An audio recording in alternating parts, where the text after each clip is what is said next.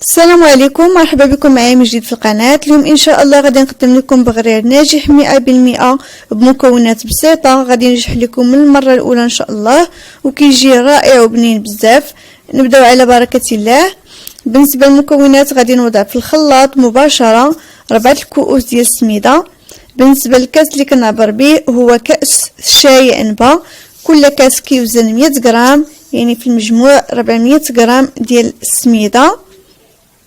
يعني كنوضع المكونات مع بعض مباشرة في الخلاط اللي غادي نطحن فيه هاد المكونات.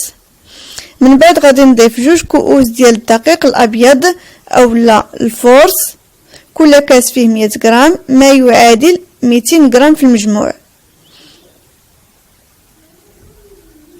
غادي نضيف كذلك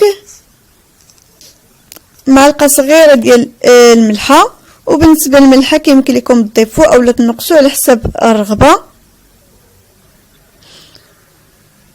وغادي نضيف كذلك دابا الماء. بالنسبه للماء كناخذ كل كاس ديال السميد اولا ديال الفورس نفس الكاس كنعبر به الماء. في المجموع درت 6 كيسان ما بين السميده والفورس، يعني غادي نوضع 6 كيسان ديال الماء، وغادي نضيف له واحد نصف الكاس اخر ديال الماء، يعني في المجموع 6 كيسان ونص ديال الماء. بالنسبه لهاد المقادير راه مضبوطه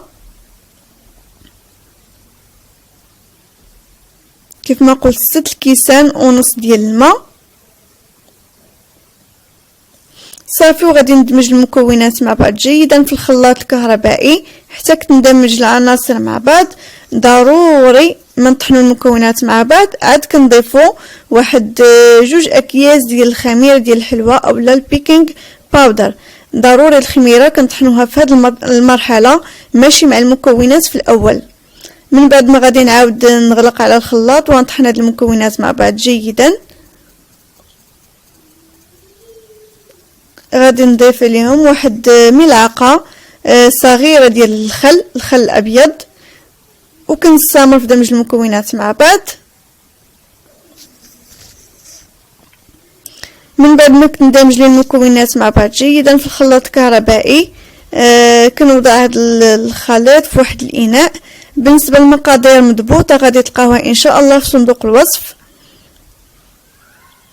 كنوضع هذا الخليط في واحد الاناء وكنقوموا بطهيه مباشره، يعني ما كنخمروه ما والو، فقط غير بمجرد ما كنطحنوه نطيبوه اولا كنطهيوه مباشره. يعني هذا البغرير كيوجد بسرعه وناجح 100% ان شاء الله. في هذا الاثناء كنوضع واحد المقلاة، كيمكن لكم تستعملوا يعني اي مقلاة، ماشي بالضروره انكم تكونوا مخصصينها للبغرير اولا تكون مقلاة جديده خاصه بالبغرير. هذا هو القوام ديال الخليط. كيف ما قلت بالنسبه للمقله انا استعملت هنا يعني مقله قديمه كنطيب فيها البيض، كنقلي فيها الفريت الحوس كل شيء. هي فاش غادي نطيب هاد البغرير غير باش نوريكم بان ماشي ضروره ان خاص مقله جديده باش ينجح لينا البغرير.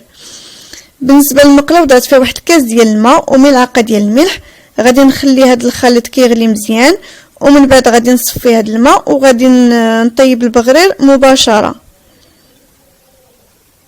من بعد ما غلى الخليط غادي نصفيها من الماء وغادي نمسح هذيك المقله، ويعني كنخليها على النار. بالنسبه للنار كندير واحد النار اللي كتكون متوسطه. غادي نوضع واحد زلافه اولا ملعقه ديال الخليط وكنديروا كما قلت على النار اللي كتكون متوسطه. وغادي نشوفوا دابا البغرير راه بدا كيتشكلوا هذوك التقيبات اللي معروف به البغرير. صافي كنتظر حتى كتولي لي هذيك الطبقه الفوقانيه كامله فقاعات وما كيبقاش داك الخليط الابيض. صافي وكنزول البغرير ديالي، يعني بغرير ناجح 100%. يعني ماشي بالضروره المقله تكون جديده او مقله خاصه بالبغرير. من بعد ما طابت غادي نحيدها من فوق المقله وكنديرها في واحد المنديل. ونفس الشيء غادي نعاود غادي نوضع واحد زلافه اولا واحد ملعقه اولا كما كنقولوا حنا مغرفه كبيره ديال الخليط. غادي نديرو في المقله وكنوزعو وغادي نخليه كيطيب. كنستمر في هذه الطريقه حتى كنكمل الكميه اللي عندي كامله.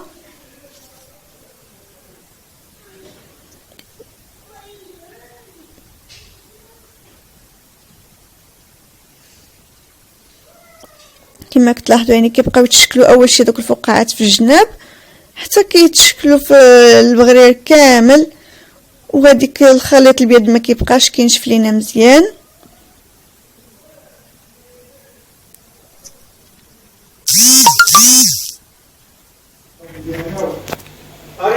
وهذا هو البغرير ديالنا من بعد ما طاب، كيجي رائع. كندهنوه بشويه ديال الزبده اولا العسل اولا الزبده يعني اللي متوفر، وكنقدموه سخون.